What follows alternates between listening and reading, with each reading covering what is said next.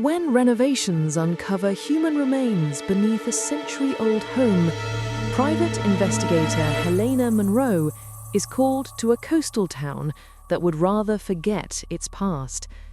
But the deeper she digs, the more the house itself begins to speak through flickering lights, buried lies, and the lingering voice of a girl who never left. The Lantern House, a moody psychological mystery why truth burns as quietly as guilt.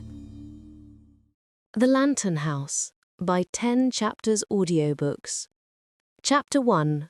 The Floor That Remembered. The first thing Helena noticed was the smell. Not dust or old wood, but a faint, sweet sting that lived somewhere between kerosene and rain. It clung to the foyer as if the house had its own breath, exhaling the past in slow, even measures.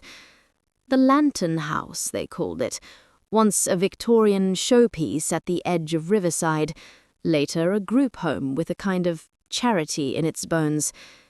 Tonight it was a work site. Sawhorses, rolled wiring, the open throat of a floor where planks had been pried up and the earth revealed something that should have stayed hidden. A tarp lay over the discovery. The deputies had the anxious stillness of men who'd stumbled into something larger than their job description. Deputy Reed Collins stood near the hearth, jaw firm, eyes flicking every few seconds to Helena as if he were measuring his tolerance for outsiders. "You're the profiler from before." "From before," Helena agreed. She pushed her gloves on and nodded at the tarp.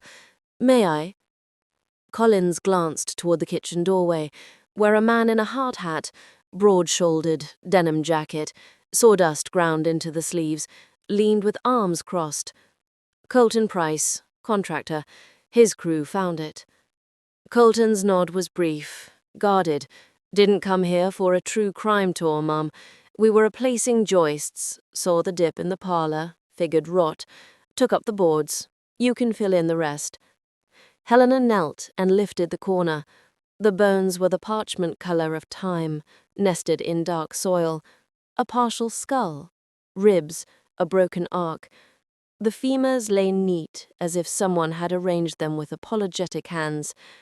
She felt a small pressure behind her eyes, a prickle that wasn't sight so much as temperature, like stepping from shade into weak sunlight. She let it pass. She always did. "Child?" she asked. Maybe, yes, maybe not, which meant he thought so and didn't want to be wrong. Helena covered the bones and stood. "Who called me?" "Mrs. Drake," Collins said, mouth flattening. "Town historian, retired social worker. She's been circling since the hour we found it.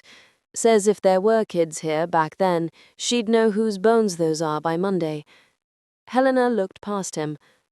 A young woman stood alone in the doorway to the hall, her fingers worrying a knit hat into knots. Pale, sleepless, at that age where grief still makes you angry at yourself. She saw Helena looking and straightened.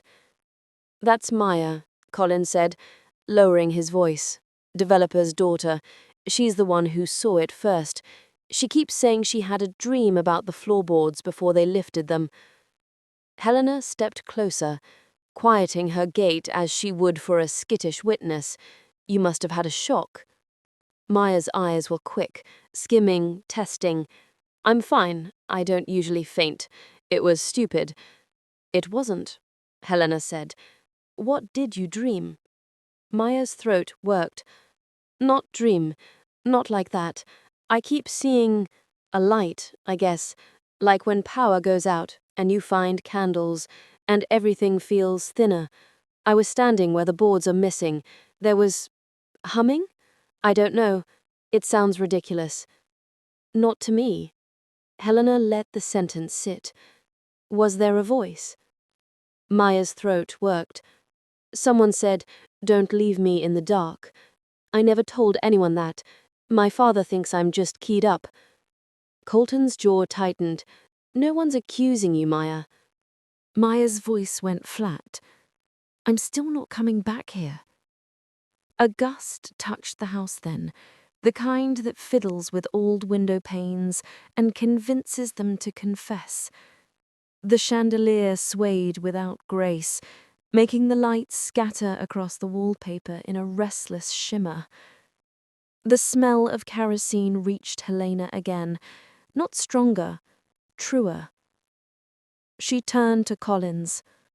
"This house had gaslight?" she asked. Back when it was fancy. He checked his notes, as if the facts might change under his pen. Converted a century ago. Any record of a fire? Yeah, he didn't hide his grimace. There was one, late 80s. Small. Rumor says bigger. Group home burned part of a wing. No deaths on record. On record? Helena repeated. The house answered with a creak, long and low. She imagined the sound was wood settling, until she didn't. Sometimes you just didn't. Evelyn Drake arrived with a gust of cold air and purpose, silver hair, neat as stationery. Her coat matched nothing but itself. She beamed at Helena like their friends from a former life. "Miss Monroe, thank you for coming.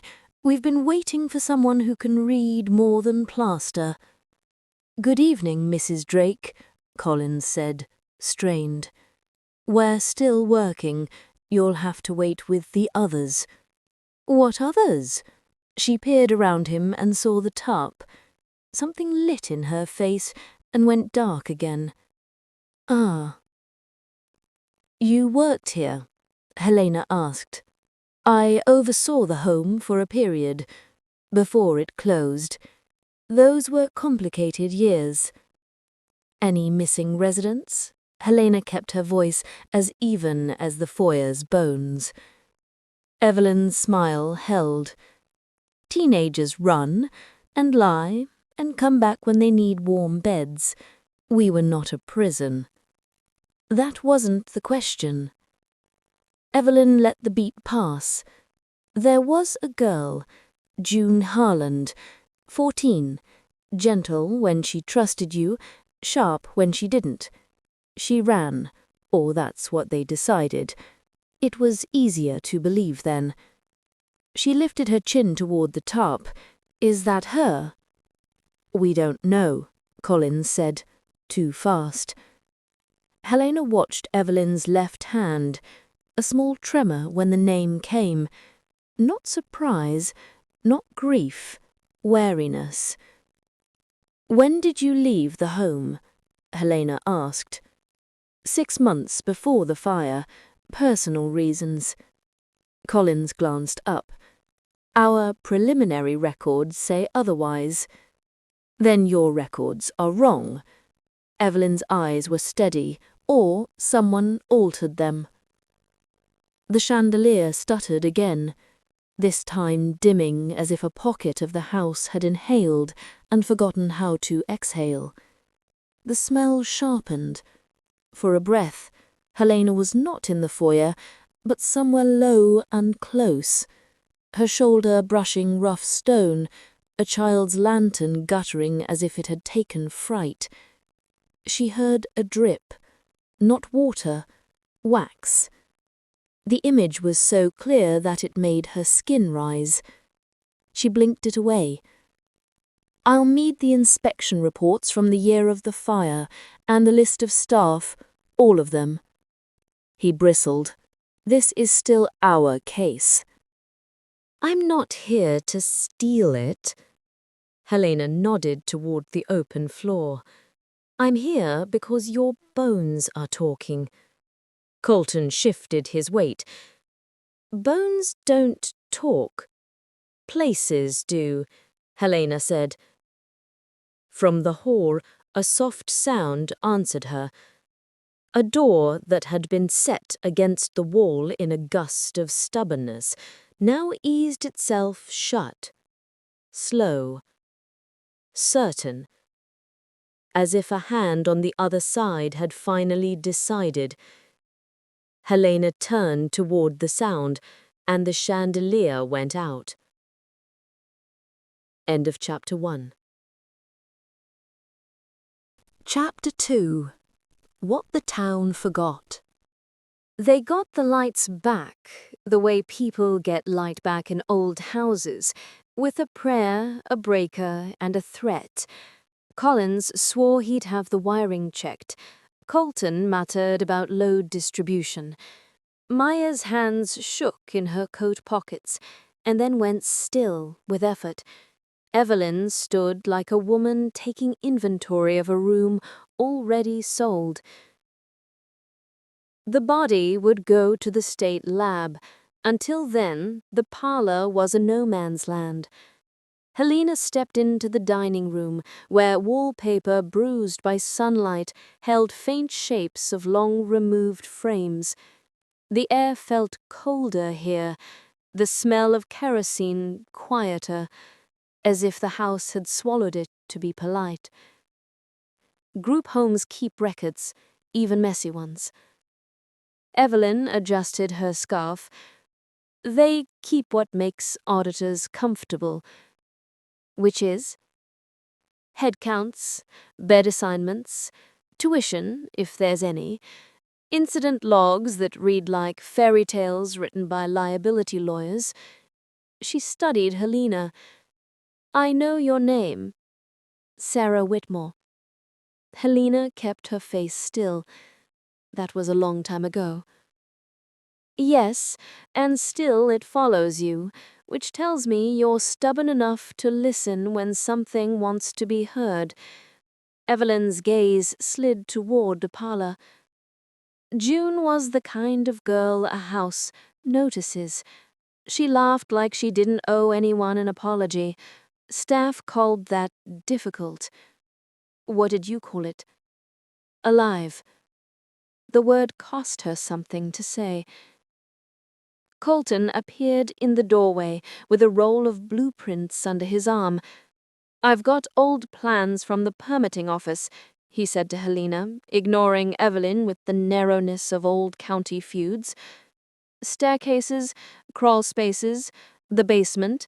We were going to open a new egress here. He taps the dining room wall. But the joists are strange, reinforced where they don't need to be. Show me. They knelt with the paper on the table, its edges curled from years and cabinets. Colton's finger tracked the lines of the house. See this? He said, tapping an awkward square beneath the parlor. Nothing in the original plan, no access point, just a void. Hidden room? Collins asked, skeptical and unwilling to be curious. Or a crawl space somebody boxed in. Colton's mouth thinned. My father was fire chief back then. I was a kid. I remember the trucks here, late. I remember the way the smoke looked, low, not like a wild burn. Smolder. He nodded, controlled, like someone tried to keep it where it started. Evelyn's voice cooled. Speculation isn't helpful. It's a lead. Who owned the house then? Evelyn's smile returned, brittle. A charity shell. You could chase it for months and catch air. Who signed your checks? Different shells. Collins cleared his throat. We'll request the records. Meanwhile, Ms. Monroe, if you're done consulting the architect... Contractor. I'd like to speak to Miss Rivers alone. Helena glanced toward Maya, who had retreated to the foyer, staring at the space where the boards were missing, as if it would blink. You can talk in the study, she said to Collins. It's warmer. Why do you care where we talk? Because she's cold enough to shake, and you'll read that as guilt. He flushed. Maya followed Helena into the study with visible relief, a fireless room whose mantel held a row of glass insulators, pale as river stones. When Collins closed the door, Helena stayed with Colton in the hall. You said your father was fire chief. Did he write the report? Probably. I don't have it. The town archives are a shoebox and a saint. Where's your father now? Dead. Galton's eyes didn't blink for a long beat. 10 years. Lung disease. He said it was the job. My mother said it was the cigarettes. I say it was all of it. I'm sorry. Me too.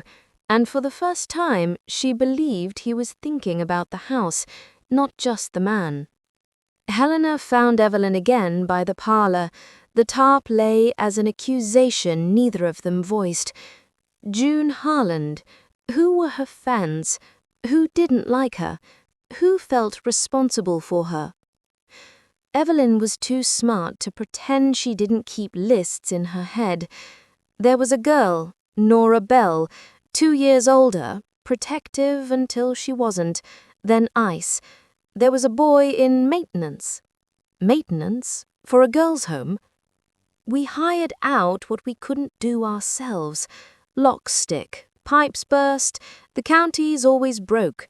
He was 18, maybe 19. The girls watched him like a TV. His name was Aaron Pike. You still in touch with Nora, Aaron?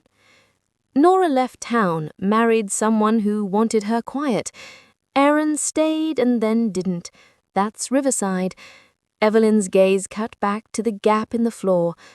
I told myself June ran, because she would have, because it was a story that let me sleep. But I didn't sleep. The study door opened. Maya came out first, chin high, color back in her face. Collins followed, trying on a softer posture he hadn't earned. She's going home, he said, with her father. I told her we'd keep her updated. I don't want updates. I want it out of the house. Bodies come out.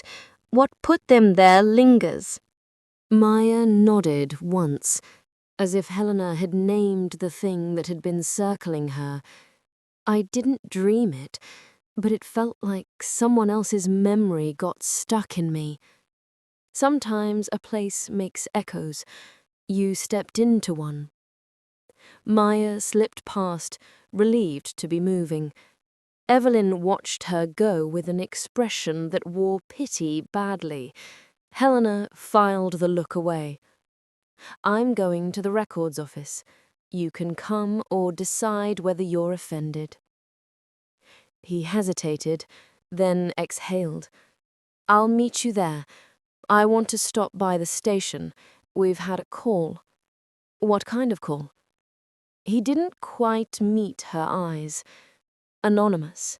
Said, if you're digging up the parlor, check the basement first. The basement's sealed, Colton said. Colin's mouth tugged. That's what the call said.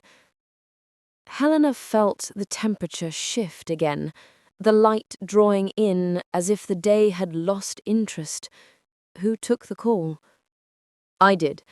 A woman or a man who learned to speak around secrets. Number? Blocked. We're tracing it. Helena looked toward the back hall, where a door she hadn't noticed earlier sat hungry and low. It had paint on the handle that read as old even in new light. Keys? Colton patted his jacket and came up with a ring. We haven't opened it, not yet. Why not? Collins asked. A front, a shield for fear. Colton looked toward the parlor, because when we tried, the whole house felt like it was listening. He held the keys out. Helena took them, weight heavy in her palm. The metal was cold enough to sting. She moved to the basement door, slid the key in, and felt the faintest resistance, as if something had swelled behind the wood and then learned to make itself small. She turned the lock. The door didn't open. On the other side, something knocked, once, soft, like answering. End of chapter 2. Chapter 3. The Knock. They didn't breathe for a beat. Helena's fingers stayed on the key. Colton's outline tensed into the doorframe. Collins's hand drifted toward the radio he carried like a second thought. "Old houses settle," he said. "They do," Helena agreed. She knocked back, knuckles to paint, 3 steady taps. The wood answered a heartbeat later. 1, 2, 3. Not echo. Reply. Colton swore under his breath. "Okay. Tools," Helena said. He returned with a pry bar and a mallet, the blueprints under his arm like a talisman. "If we crack the jam, I'll have to rebuild it." "Add it to the bill," Collins muttered, but he moved back to give space. The doorframe had been painted and repainted until the paint was its own construction. Helena ran a blade along the seam, felt for nails with the part of her thumb, then nodded to Colton. He worked with a carpenter's discipline, pressure where the wood would accept it, leverage where it wouldn't. Paint cracked along a hidden line, and a scent rose from the gap. Cool earth, old water, and the faintest ghost of smoke. The mallet kissed the bar, the frame eased. "Again," Helena said. The second pull gave them an inch. The third gave them air. The door swung inward with a sigh that sounded like relief. The basement steps were narrow and steep, the kind built for men with lanterns and no fear of falling. Helena clicked on her flashlight. The beam found stone walls, low-ceilinged, moisture-laced. The house's belly exhaled like a creature woken from an old sleep. "Stay," Collins said, to no one who would. He held the light high and followed Helena down. At the bottom, the room opened into a corridor that had no right to be under a Victorian. Newer cinder block at the far end, older stone near the stairs. Someone had shored up a wall with boards that looked like repurposed doors. Helena tracked the flashlight along surfaces, listening. It wasn't silence down here. It was a refusal. "What are we looking for?" Collins asked, softer now. "Whatever made someone call you at midnight." They reached the cinder block. The mortar looked different at one square, a shade lighter, a hand less careful. Colton touched it and flinched. Cold spot. Helena pressed her palm to the blocks. The cold moved into her skin like a tail. A girl's back against the wall, the hiss of a match, the way breath gathers itself to beg and then goes stubborn instead. A lantern sputtering, wax spitting onto stone. The prickling behind Helena's eyes sharpened. Not showy, not a vision, only the sense that someone near her age had learned to hold still a long time ago. She stepped back. "This is the void from your plans," she said to Colton. He nodded. "We block these things out when we don't want tenants to use them, but this isn't standard. This was to make something disappear." Collins moved to the lighter mortar and tapped his knuckle, hollow. He swallowed. "We need a warrant to break it." "I'll wait," Helena said. Colton set the pry bar down as if it had grown heavy. "I won't." "You will wait," Helena said, and he met her eyes, saw something there that asked him which truth he wanted to own. He leaned back, breathing out. "Fine. We do this with paper." They climbed, closed the basement behind them, and the knock did not return. The house felt emptier, or more alert. At the records office, the clerk looked like a man who had been waiting for a better job since the administration that installed the wallpaper. He recognized Evelyn's name with an eye roll he quickly smoothed for Helena. She asked for inspection reports, incident logs, and fire records from 1986 to 1990. Some of that went missing, he said, already defeated. Flood in 99. Which files got wet? Helena asked.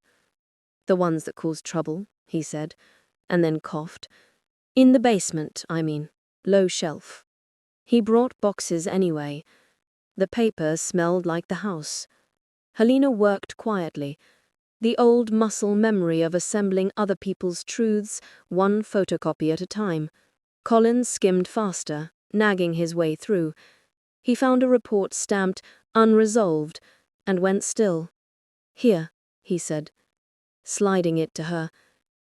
An inspection notice 2 months before the fire. Non-compliant egress, outdated extinguishers, staffing variants. Notes in a careful hand had been crossed out and rewritten. Helena angled the page to catch the indentations under the second notes, the original script, faint but there. She read in the ghost of ink, basement storage, off-limits to residents, no access during night shift. Someone had overwritten it with resolved. Whose handwriting? Helena asked. Evelyn Drake's signature sat crisp at the bottom. Beside it, a second name, Chief Raymond Price. Your father, Helena said to Colton, who had come in time to read the signature and go hollow. He shook his head. The chief signs whatever he has to sign. If Evelyn wrote it, someone else changed it. Helena finished. All they both did. A second file surfaced. Incident log, minor fire. The date matched the town rumor. The summary claimed smoke in laundry room, extinguished before spread, no injuries. But the timestamp on the call-in was 1:17 a.m., the chief's arrival at 1:24, and the all-clear at 3:42. That was a long time to babysit a laundry smudge. There's a missing call, Helena said. The first one. Collins nodded slowly. You think there were 2 fires? I think there was one that took hours to clean. They worked until the clerk began closing drawers with a delicate spite of bureaucracy. On the last pass through incident logs, she found a staff roster, names and dates. She traced them. Nora Bell, terminated 3 weeks before the fire, reason blank. Aaron Pike, independent maintenance, last check cut 2 days after the fire. Aaron got paid after. For what? Cleanup, Collins guessed. Or bricking up a wall, Colton said, voice low enough not to echo. When Helena stepped into the night, the air off the river climbed under her collar. Across the street, a woman stood in the lee of the library doorway, face turned toward the courthouse clock as if it were a private moon. She would have missed her if the woman hadn't tipped her chin in the smallest of nods and then looked away. Ma'am, Helena called. The woman stepped back into shadow and was gone. Her phone hummed. A text from a number she didn't know. Stop. The house is hungry. Followed by a second. You won't like what it remembers. She typed, Who is this? 3 dots wavered, then vanished. No reply. Behind her, the courthouse clock told the hour. She turned toward the sound and saw it. In the reflection of the record office window, a small lantern flickering just behind her shoulder. She turned fast. Nothing there but dark. End of Chapter 3. Chapter 4. People Who Lie Nicely. Morning scraped a thin light across Riverside. The harbour wore fog like an old coat. Helena drank coffee at the diner because people talked there as if words were meant to be overheard. Evelyn arrived without being asked, set her purse down like a paperweight, and ordered tea with the confidence of someone who had never made a bad cup herself. "You were in the records office late," she said. "So were you," Helena said. Evelyn smiled without warmth. "We are a small town that loves its ghosts and hates its mirrors. Did you find June?" "Not yet." "Then you'll find the adults who failed her first." Evelyn's eyes moved to the window, where the fog dragged itself across Main Street. "You should speak to Nora Bell, if she'll let you. You terminated her. She left before she could be fired. It was a house of girls who had learned to make rules out of the kindnesses adults offered. Nora used that. She was protective in ways that made other girls owe her. When June stopped owing, Nora stopped protecting. Address? She slid a note across the table. She lives 2 towns over. Married name Hawkes. You use that like an indictment. It's a caution. Some marriages are polite prisons. You know that." Helena didn't answer. She had never made a religion of confessions. She found Nora in a small house that smelled of lemon cleaner and baby powder, though there were no babies. Nora wore a sweater that tried to be cheerful and didn't quite make it. Her hair was the brown of old fences, her posture a leftover flinch. "I don't talk about that time," Nora said at the door. "You just did," Helena said. She showed her the name, June Harland, and the way Nora's mouth tightened was a more useful admission than any words would have been. "She ran," Nora said. "You left 3 weeks before the fire. Why?" "Sometimes you go because staying would be worse." Nora's eyes slid to the side table, where a photo faced down. She didn't pick it up. "Worse for you, or for someone else?" Nora's fingers tugged the hem of her sweater. "I thought I could get her to stay, June. I told her I knew people. I didn't. I knew Aaron, and the girls, and the shortcuts you learn when you live by other people's rules. She didn't want my help, so I told myself she didn't need it." She made herself meet Helena's gaze. "You can put that in your notes. I made it about pride." "Who hurt her?" Helena asked. Nora's jaw shifted. "You think you name a thing, it becomes smaller. Sometimes it grows teeth. There was a man who worked nights, not staff, counselor on paper, friend of a board member. He said the right things in the right rooms. Name." Nora looked at the face-down photo and chose not to touch it. "Michael Ransom." "Not Aaron Pike." Aaron was a boy with a toolbox and a story about becoming a man. Ransom was the kind of man who looks at a girl's mouth when she talks about her homework. Nora's voice went lighter to hide the weight. "You'll ask Evelyn if she knew. She'll say no. Maybe she didn't at first. Maybe she did later, and renamed it something she could live with." "Did you tell the chief?" "The chief came when he was called, and didn't ask for the right names. He asked for the ones that would close his report." Helena left with the taste of lemon still in her mouth, and the sound of Nora's restraint in her ears. Outside the fog had thinned into a proper day. She dialed Collins. "Michael Ransom. Find him." "Already in motion," Collins said, surprising her. "And Aaron Pike. He works a garage out on Route 3. He agreed to meet. You want in?" "I want to see his hands." They met Aaron under the garage awning, where rain had begun in the easy way of coastal weather.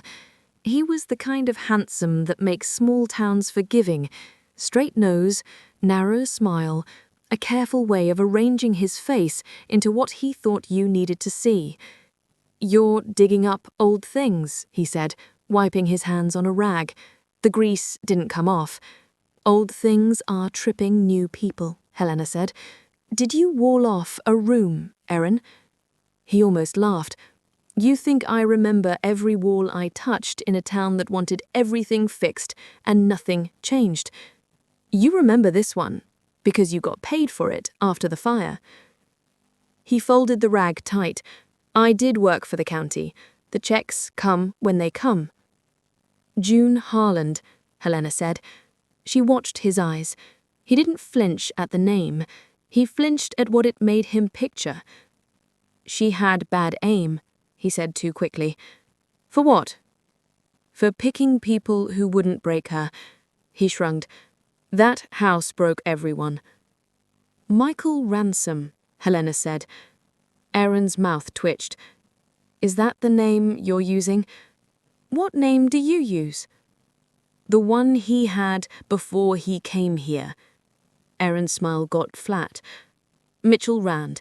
He left another county in a hurry. Came here with a note in his pocket and a job. That's how it works, right?" "Where is he now?" "Out past the quarry. Trailers. Or gone. Men like that are weeds." The rain came harder. Helena watched a bead of water gather on the awning and let go. "Did you hear a knock the night of the fire?" she asked softly. Erin's hands stilled. His thumb pressed a line into the rag. "I heard a lot of things that night. Some of them never learned to be quiet." "What did you do?" "I showed up like I was told. I carried what I was asked to carry. I bricked what I was asked to brick. And I told myself I was a helper, not a hand." For a second, his face emptied of performance. You ever tell yourself a story so it doesn't stick to you? It sticks anyway. Helena let the silence be honest. "Who asked you to brick?" He looked past her, into a rain that had learned to mean it. "The chief," he said. And when he saw what that did to Colton's body, how something inside the man went quiet, he added quickly, "Or a man who wore his voice that night. He said there was structural damage. He said keep the smoke from taking the whole wing. He said do it now." "Did anyone ask what was behind the wall?" Helena asked. Aaron looked at his hands. "No one who wanted the job again." Her phone vibrated. A voicemail transcribed itself into nonsense and dread. "You don't know me. June didn't run. He said basement, light." The number belonged to a prepaid phone. Helena's head lifted. The air changed in that small sensory way she had learned not to teach to others. For a heartbeat, the rain smelled like hot wax. A drop spattered on her sleeve, faintly oily, and left a pale mark. She touched it with her fingertip and felt a sting. Not heat, memory. Colin stared at the stain. "What's that?" "An answer," Helena said. She turned towards the road that led back to town. "Get the warrant."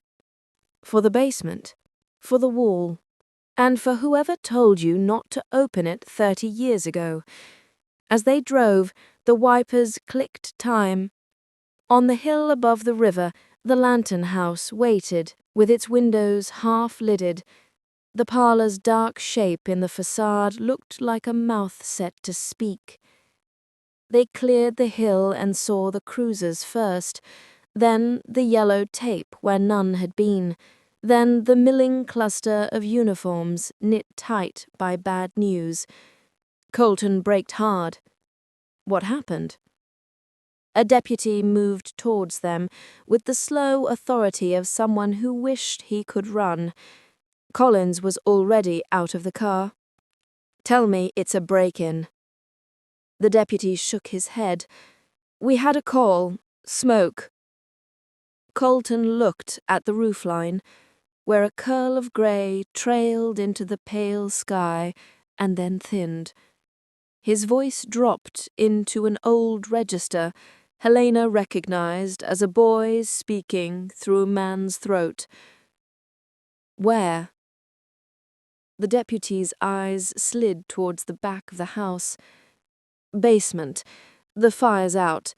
Or it put itself out. But you'll want to see what it left." Helena felt the prickle behind her eyes rise like a warning. The smell that met them as they crossed the threshold was not just smoke. It was memory, burning its way back through paint. End of Chapter 4. Chapter 5. What the Fire Forgot. The basement steps were slick with ash and condensation. The air still trembled faintly with heat, though the fire had already died. Helena followed the path of a single flashlight beam, its circle of light cutting through smoke that felt more like breath than residue. The cinder-block wall that had sealed off the hidden room was blackened now, cracked at one corner, where heat had found a weakness. The mortar had softened, pulling away like old wax. "Who was here?" she asked quietly. Collins shook his head. No footprints, no accelerant. The alarm came from a power search. The heat sensors tripped themselves. Helena stepped closer, crouching near the lowest crack. The light caught something half melted in the rubble, a piece of metal. She pried it loose carefully. It was the hinge of a lantern, old, scorched, and still smelling faintly of oil. "Lantern," she said under her breath.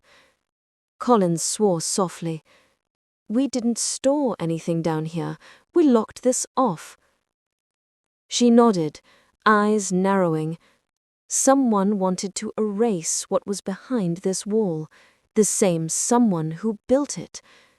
Collins shifted beside her. "Could be old gas lines. You said this place used them before conversion." "Maybe," Helena murmured, "but gas doesn't leave burn marks that look like hands." She aimed her flashlight higher. Across the surface of the block wall, black streaks curved upward like a frozen reach, fingers if you knew what to look for. Collins swallowed hard. Could it be smoke patterning?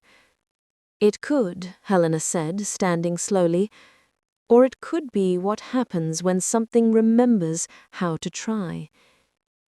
They climbed back up, one careful step at a time. Outside, the morning had thickened into grey.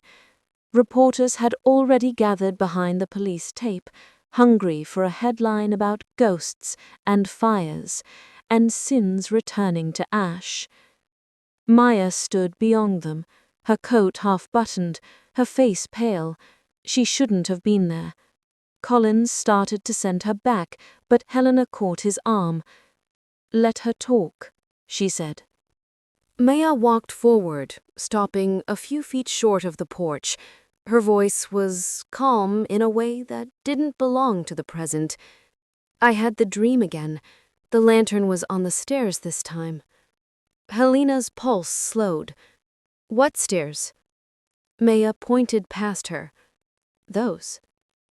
"You've never been down there," Colton said. "No," Maya said, "but I saw it. Someone was sitting halfway down. She had her knees pulled in, holding the lantern like she was waiting. I could smell smoke." Helena exchanged a look with Collins. Was anyone hurt in this fire? Maya shook her head. "I don't think so. But the girl," she looked up, like she heard me. She said, "It wasn't supposed to burn again." Colton turned away sharply. Evelyn Drake had arrived, wrapped in her coat despite the mild air, her expression smooth and professional. "You shouldn't encourage her," she said to Helena. "The mind creates stories when it's frightened. Sometimes the stories are truer than the reports. You should know that." Evelyn's gaze flicked toward the basement door. The human mind loves pattern. If you look long enough at smoke, you'll see faces.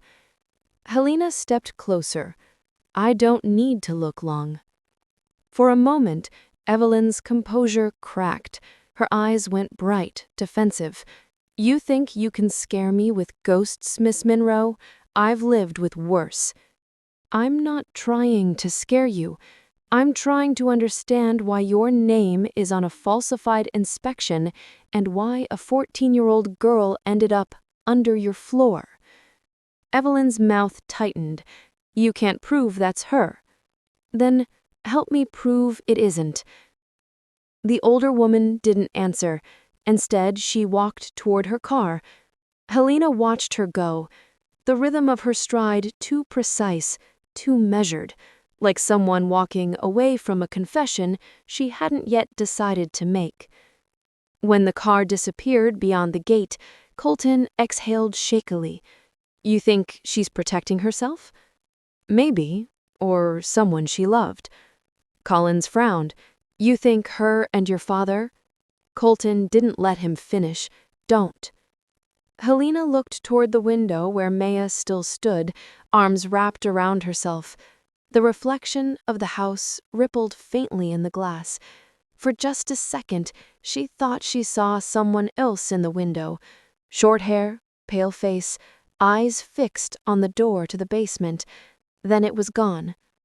She took out her phone and dialed. Read, get the warrant. Full excavation order. I want that wall opened by tonight. You think something's behind it? Helena looked at the darkened entryway and the faint scorch patterns that climbed it like a memory trying to surface. I don't think, she said quietly. I know. And somewhere beneath them, in the house's deep heart, something gave a small, satisfied creak, like the sound of an old door remembering how to open. End of chapter 5. Chapter 6. The Wall That Lied. By dusk, rain had settled into the bones of the house. The lantern house stood against it like something learning how to breathe again. The warrant came through just before sunset. Collins arrived with 2 uniforms and a camera crew from forensics. Helena stood beside Colton near the basement steps, the air heavy with damp cement and something sharper. Underneath, old smoke, the kind that never entirely leaves. Once we start, we can't stop halfway. The wall's load-bearing on one side. We'll have to brace it. Do what you need, just get it open. The first swing of the hammer echoed, like a heartbeat in stone. Dust fell in soft drifts. Every strike brought the smell closer. Soil, iron, a sweetness that didn't belong to earth. Helena stayed at the edge of the beam, eyes narrowed. Every sound of breaking mortar carried a strange familiarity, as if she had been here before. On the 4th strike, the wall cracked open. A slice of darkness peered back at them. Dry air, colder than it should have been. Collins switched to the chisel and widened the breach. A beam of flashlight entered and died 2 feet in, swallowed whole. Helena leaned forward. Hand me the light. Be careful, Collins said. We'll clear it first. But she was already stepping closer. Her instincts had gone quiet in the way they did when something true was near. She crouched, pressed her palm to the edge of the opening, and felt a pulse of cool air rush past her fingers. For a moment, she thought she heard breathing. Slow, deliberate, not her own. She turned the light inward. It wasn't a crawl space. It was a room. Barely large enough to stand in, the floor layered with ash and collapsed plaster. At its center lay a small wooden chair, half burned, and beside it a chain, looped through an iron ring, bolted to the wall. Collins swore. Jesus. The flashbulb from forensics went off. whitening everything for half a second. Helena stepped inside. The temperature dropped. She crouched near the ring and saw scratches etched into the brick. Initials, maybe, or the frantic loops of someone trying to leave proof. She brushed the soot away gently with her sleeve. J.H. June Harland, she whispered. Behind her, Colton had gone still. That can't... But his voice broke, and the words didn't finish. Helena stood, her breath visible in the beam of the flashlight. There were remnants of melted wax along the baseboard, dozens of small drips hardened into amber-colored beads. She touched one. The faint scent of kerosene rose again, sharp and intimate. She had a lantern, Helena said. Probably for light. Someone left her locked in. Maybe by accident, Collins said weakly. Helena's eyes flicked toward him. Then they had hours to fix the accident. She turned back toward the chair. There was something folded beneath one of its legs, a charred scrap of fabric. She lifted it carefully. It had once been white. Embroidered along the hem, in thread too delicate for the setting, was a single word. Forgive. A small sound escaped Colton, not grief, not shock, something between the two. My father's name was on that inspection. You think he knew? He said hoarsely. I think everyone who came here that night made a choice. Some to save her, some to save themselves. Collins rubbed the back of his neck. We'll need to question Evelyn again, and Nora, maybe even your garage boy. Aaron Pike. He's still lying about something. When they climbed the stairs again, the rain had stopped. The air outside felt clearer, as if the storm had washed away a layer of denial. But Helena couldn't shake the weight of the cellar, that hollow sound of breathing that didn't stop when she left. She called Evelyn that night. The older woman answered on the first ring, as if waiting. I told you not to go digging. And yet, Helena said, we found her. A pause, then softly, you think I didn't try to stop it? You signed reports that hid it. I signed what they put in front of me. By then, the girl was already gone. I thought it was a mercy to pretend otherwise. Whose mercy? Evelyn didn't answer. She could hear her breathing, uneven but steady. He said the girl was dangerous, that she'd set the fire herself. I believed him because it was easier than believing the alternative. Who? You know who. And the line went dead. Helena lowered the phone slowly. Behind her, Colton had gone still. That can't... But his voice broke, and the words didn't finish. Helena stood, her breath visible in the beam of the flashlight. There were remnants of melted wax along the baseboard, dozens of small drips hardened into amber-colored beads. She touched one. The faint scent of kerosene rose again, sharp and intimate. She had a lantern, Helena said. Probably for light. Someone left her locked in. Maybe by accident, Collins said weakly. Helena's eyes flicked toward him. Then they had hours to fix the accident. She turned back toward the chair. There was something folded beneath one of its legs, a charred scrap of fabric. She lifted it carefully. It had once been white. Embroidered along the hem, in thread too delicate for the setting, was a single word.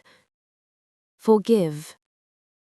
A small sound escaped Colton, not grief, not shock, something between the two. My father's name was on that inspection. You think he knew?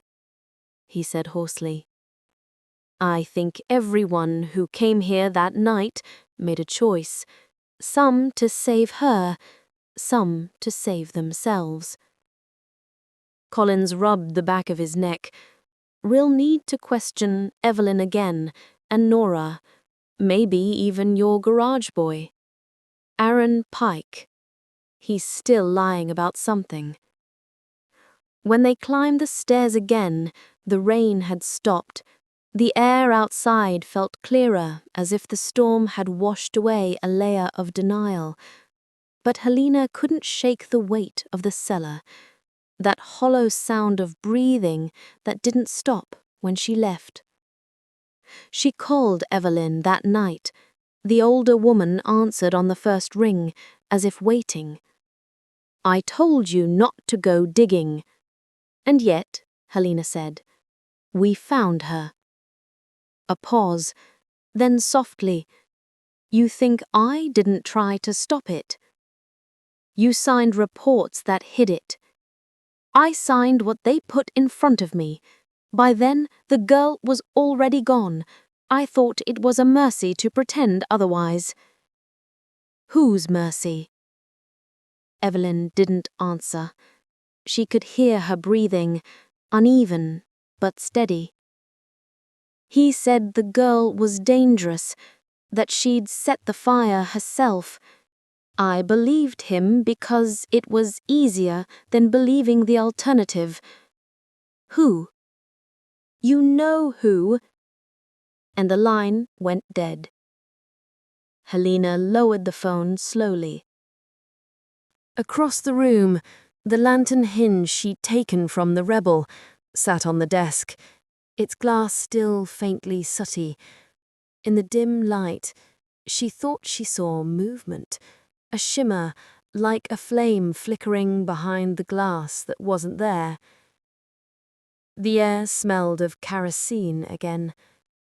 She turned towards the window, heart beating slow and hard, and for a second, in the reflection, she saw a girl's outline standing behind her, thin shoulders, bowed head, holding something that glowed faintly gold.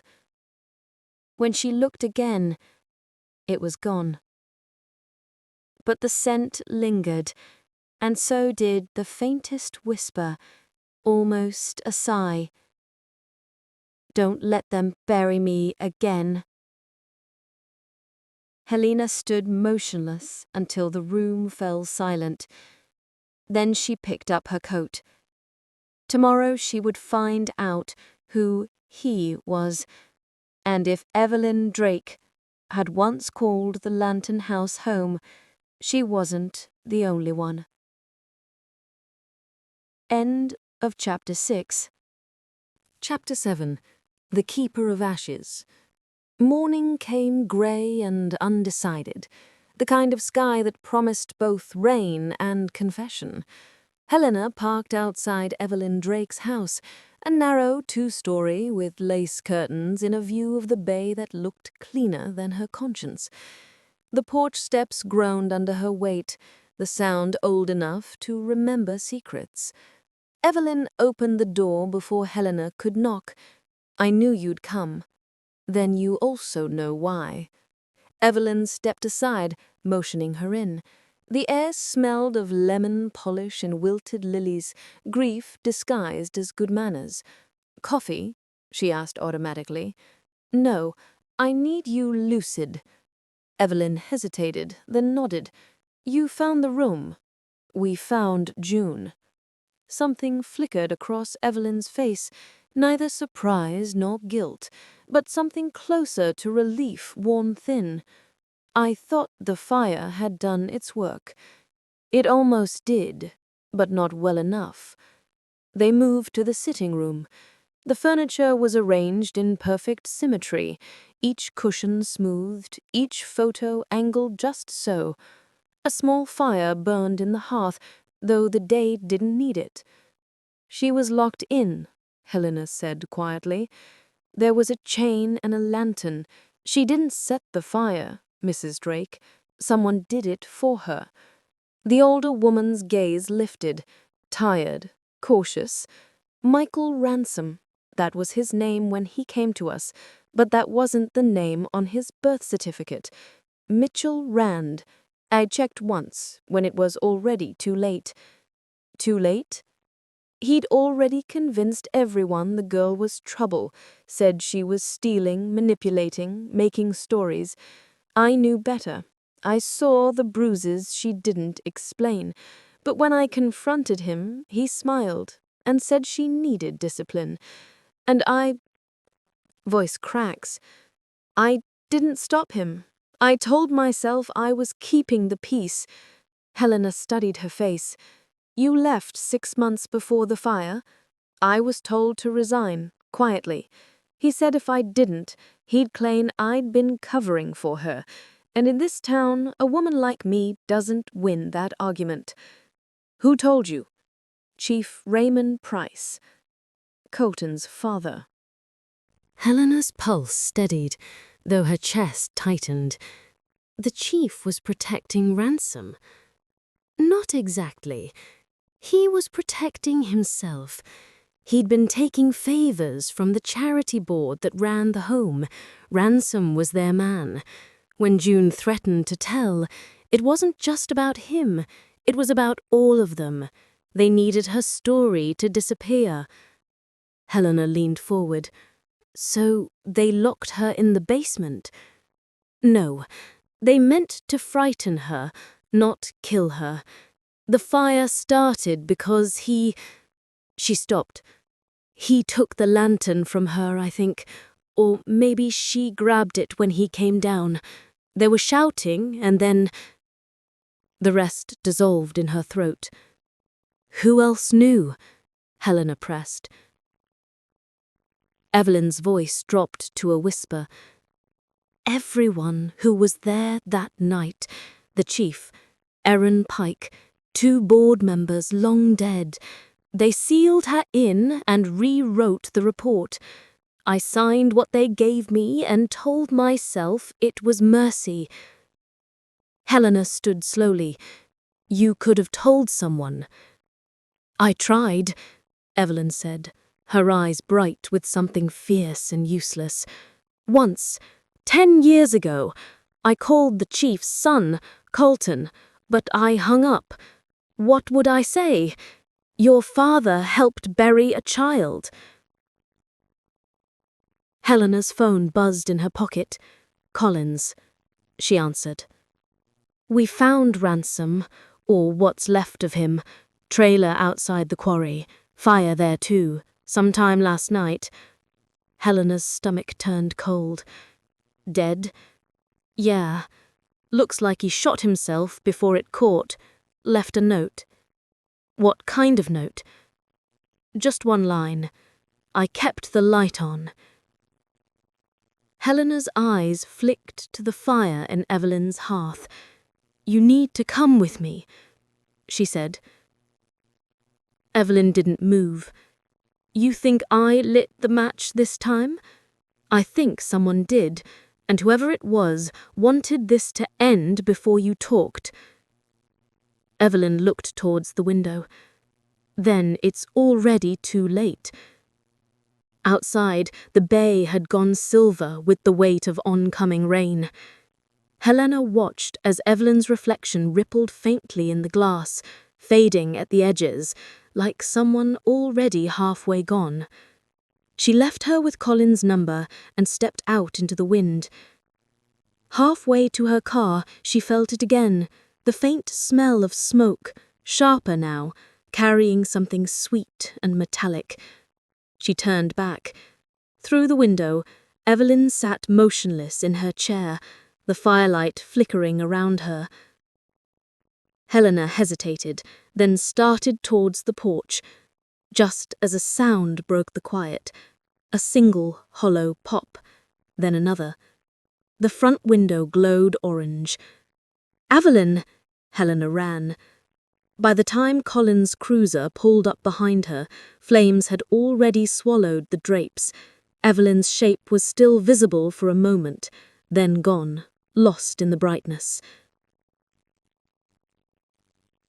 Colton arrived minutes later, face pale and rigid. Was she... Helena shook her head once. She said she wanted to keep the peace. Helena murmured, "Maybe that's what this is." Colton stared at the flames. "Peace," he said quietly. "That's one word for it." Behind them, a gust carried the smoke towards the bay. It was faintly sweet again, kerosene and lilies. Helena watched until the house caved inward, the roof collapsing like a held breath released. The lantern house had started the story. Now Evelyn Drake had finished her part of it. But the truth, Helena knew, was still alive, somewhere between the ashes and the light. End of Chapter 7. Chapter 8. The Man Who Kept the Light On. Ransom's trailer sat in the woods behind the old quarry road, a rusted rectangle half swallowed by vines. The rain had washed through the open doorway, carrying the smell of gasoline and something older, like burnt rope. A sheriff's cruiser blinked idly nearby, its lights tired of their own work. Collins stood at the threshold, jaw tight. No electricity out here. He was running on a generator. It burned too. Helena ducked under the tape. The interior was a narrow corridor of disorder, stacks of papers, coffee tins, and a table scattered with old newspaper clippings. The air still carried a thin haze, faintly greasy, as if smoke had threaded itself through the walls. Fire started in the back, gunshot first. Self-inflicted, they think. He used a revolver, probably instant. Helena's eyes moved over the table. The clippings were about the Lantern House fire, yellowed edges, headlines circled in red pencil. In the center lay a single photograph, laminated with care. June Harland, grainy, smiling shyly to someone off-camera. Next to it, a lantern, small, dented, still smudged with soot. "I kept the light on," Helena murmured, recalling the note. He didn't mean it for her. Collins frowned. "What do you mean?" He meant it for himself. He carried it. Her memory, the guilt. He couldn't put it out. Helena picked up the lantern, turning it carefully in her hands. Inside was a wad of folded paper, scorched at the edges. Helena eased it out with tweezers from her pocket kit. The ink had bled, but the words were still legible in places. She said she'd tell. I told her no one would believe her. The chief said make it quiet. The old woman said mercy. But mercy burns the same as sin. Collins leaned closer. That's a confession. It's something, but not enough. She lifted the sheet again, the bottom line barely intact. If you go looking for the truth, don't light the way. It sees you first. A cold pulse ran through her. The faint sound of dripping filled the silence. Not water. The lantern, still wet inside, was leaking oil onto her glove. She set it down carefully. Get it bagged and get photos of everything. Colton arrived minutes later, pale from lack of sleep. He stood just inside the doorway, scanning the room. This is where he hid all those years. Hide and haunt, Helena said. They're close cousins. He spotted the photograph. That's her. Helena nodded. He kept her picture all this time. Maybe guilt, maybe obsession. Colton's throat worked. If my father knew, if he helped him, we'll find out, Helena said quietly. But guilt runs deep in this town. He might have convinced himself it was justice. They left the trailer as the techs arrived. The road down to the quarry shimmered with puddles and dull reflections. As Helena walked, the wind shifted. For a moment, she thought she heard faint humming, a girl's voice, soft and steady, threading through the trees. Then it was gone, replaced by the grind of rain. Back in town, Collins spread the evidence across the table in the small operations room they'd claimed for the investigation. We've got the report, the lantern, the suicide note, and Evelyn Drake's statement on record before her death. Helena studied the line-up of photos pinned to the board. Dune Harlan's school picture, Ransom's driver's license, Evelyn's formal portrait, and Chief Raymond Price's archival photo. 4 faces, bound by a single house. Open the personnel logs again. Compare handwriting on the inspection report and the fire incident log. Collins squinted. You think someone forged it? I think someone rewrote history. He held the 2 pages under the magnifier. The strokes are similar, but the slant's off. Evelyn wrote the first. The second, the forged one, is your father's. Colton's head snapped up.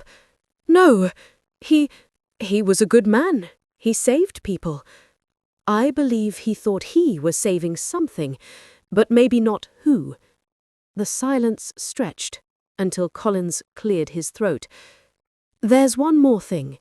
We pulled a partial from the basement ring, a fingerprint, deep in the rust. Guess who it matches? Colton's voice was barely audible. Tell me it isn't him. Raymond Price, Collins said. Colton pushed back from the table, jaw working. He was called that night. He answered the alarm himself. If she was still alive down there... He couldn't finish. Helena's tone stayed even. Maybe he thought she was dead, or maybe he decided she should be. He turned away, breathing through his teeth. He's been gone 10 years. I can't ask him why. You don't need to. You already know the shape of his silence. Collins nodded grimly. So that's it. Ransom kills her, the chief covers it, Evelyn signs it off and everyone lives with it until it eats them. Helena's eyes drifted to the photo of June. Not everyone lived with it. Some carried it. A soft gust brushed the window then, faint but distinct. The blinds stirred, though the air was still. The scent came again. Wax, old smoke, a whisper of rain. Helena looked toward the reflection on the glass, not her own, but the faint shimmer of a lantern's flame behind her. She didn't turn around. Justice isn't the same as peace, and the house isn't done speaking yet. End of Chapter 8. Chapter 9. What the House Remembered. Helena stood at the edge of the Lantern House property as the night came down, slow, bruised, and heavy. The ruin looked hollow now, stripped of police tape and purpose. Only the foundation and part of the parlor remained, a blackened skeleton against the faint glow of the bay. She had told herself she came for closure, to see the place emptied, but she knew better. Some part of her had unfinished business here, the kind that didn't end with a report. The basement door, miraculously untouched by the fire, leaned open. She descended the narrow steps with a flashlight, though the air below seemed to know her better than the beam did. The hidden room was cleared out, the evidence collected. Only the scent remained. Ash, wax, and something faintly metallic, as if the past still leaked through the walls. She set her hand against the rough brick and closed her eyes. For at first nothing, then a flicker, not sight, not sound, more a pulse that belonged to the house itself. The air seemed to thicken, pressing memory into shape. A girl's voice, soft, shaking. Please, don't. Then a man's voice, low and measured. You'll ruin good people with bad stories. The scrape of metal, the hiss of oil, a breath that turned into flame. Helena's eyes opened. Her pulse thudded hard once, twice, then steadied. She stepped back, flashlight beam catching a faint shimmer near the ring in the wall, something she hadn't noticed before. A scrap of metal wedged deep into the mortar. She pried it loose with her knife. A pendant, half melted, its back engraved with initials nearly erased. R.P. Raymond Price. Her breath caught. Behind her, floorboards groaned. Not the settling kind, the slow, deliberate kind. The kind that chooses its timing. "Colton!" she called. No answer. She turned, light sweeping across the shadows. The narrow doorway to the main basement stood half open now. Wind whispered down the stairwell, though the air outside was still. She climbed the steps one at a time, her light tracking the hallway. In the parlor, rainwater glistened through the half-collapsed ceiling, catching the beam like 1,000 dull stars. Something small gleamed near the hearth.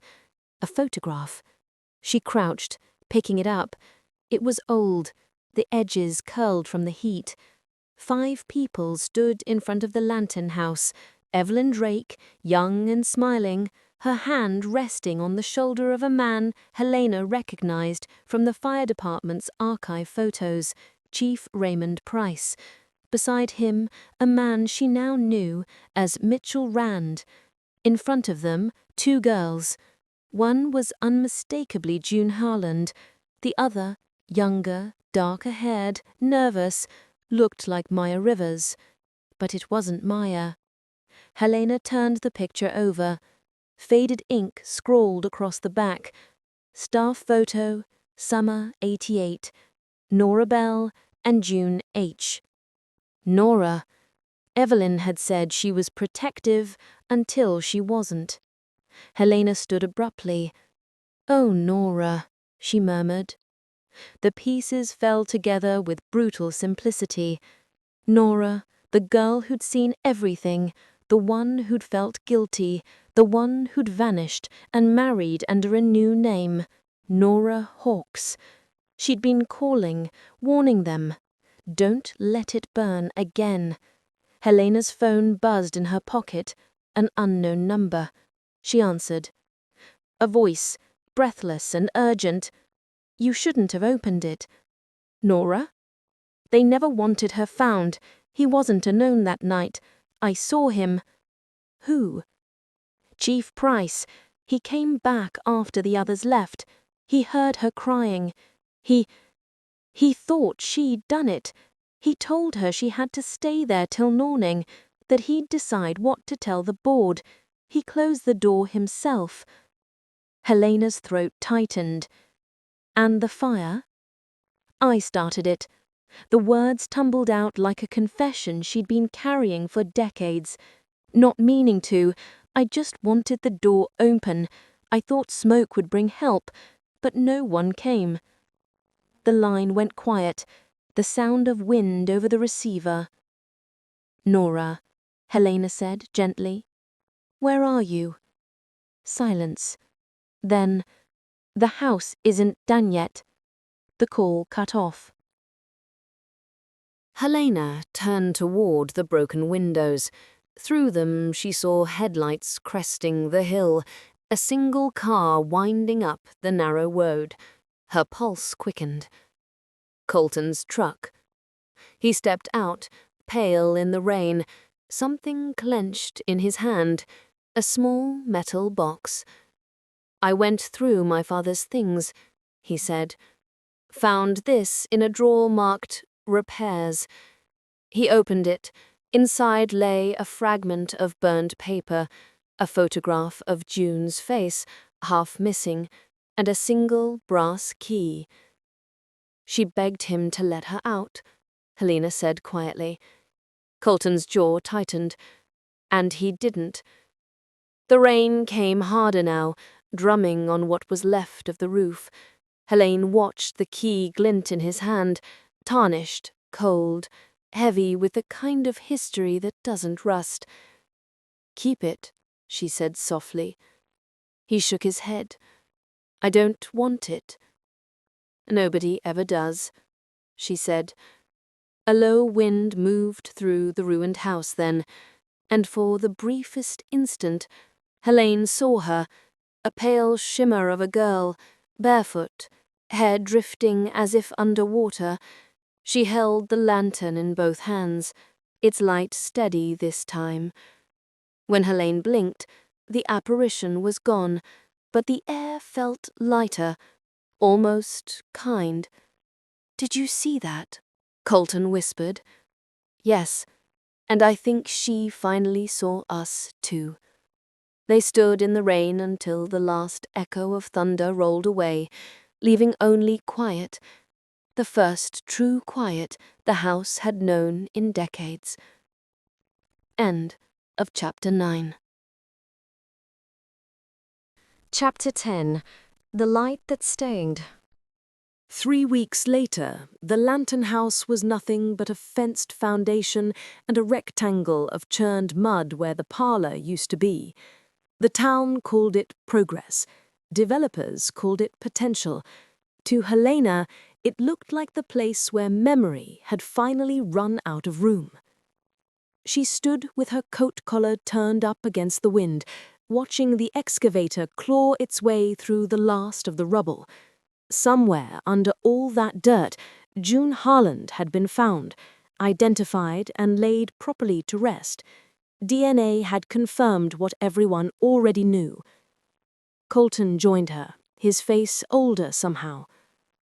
"They're turning it into a memorial garden," he said quietly.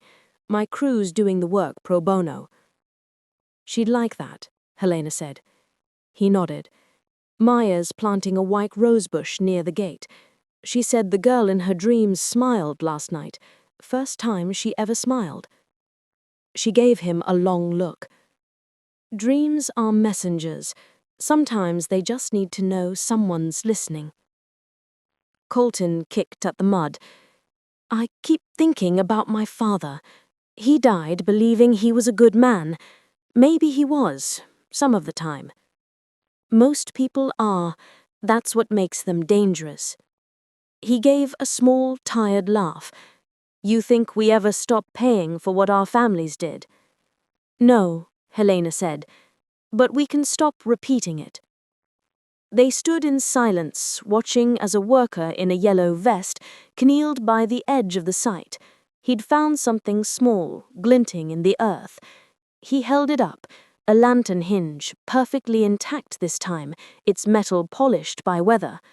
He turned it to the sun, and the light caught it, golden for an instant, before he pocketed it without thought. Helena exhaled.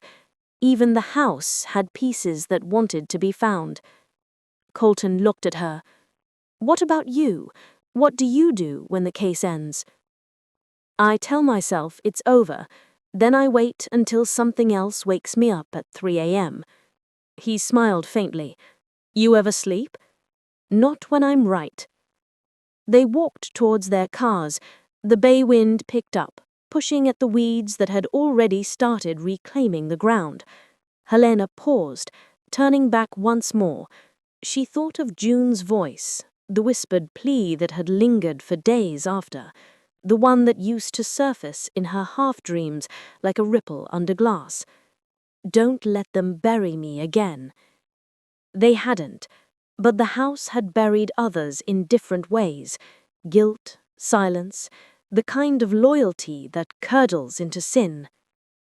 She got into her car and sat for a long moment before starting the engine. On the passenger seat lay the pendant she'd taken from the wall, Raymond Price's initials barely visible beneath the soot. She'd turned it over, tracing the faint grooves, and placed it in an envelope marked "Evidence Returned." When she dropped it off at the station, Collins was waiting. "Reports closed," he said. "The DA's not pursuing anything else. Too many of the players are dead." "They always are," Helena said. "That's why we end up chasing echoes." He studied her. "Does it bother you that you can't save the living without waking the dead?" "Sometimes," she said. "But maybe that's the job." Collins nodded. "You know, for someone who doesn't believe in ghosts, you spend a lot of time talking to them." Helena gave him a thin smile. "I don't talk to them. I just listen." Outside, dusk settled in slow layers of violet and grey. The air had that damp sweetness that comes after old rain. She walked down toward the waterfront, where lights from the fishing boats blinked across the dark water. A small sound stopped her, a flicker, a hiss. When she turned, a single lantern burned at the end of the pier, steady in the wind. Its flame was impossibly bright, untouched by the damp air. Helena walked towards it, boots whispering on the wet boards. When she reached it, she found the lantern's glass clean, the wick new, but no one was there. She stood watching it for a long while. The reflection of the flame rippled across the black water, stretching and breaking with each wave. "Good night, June," she said softly. The flame flickered once, like a breath taken in, and went out. Helena turned back toward town, her silhouette briefly caught in the spill of harbour light. She didn't look behind her, but she didn't have to. Somewhere inside her chest, a small, steady warmth answered, the kind that doesn't fade, the kind that remembers. End of chapter, and the end of the story. If you liked The Lantern House, please like and subscribe. It helps our channel grow and lets you discover more mysterious stories waiting to be told.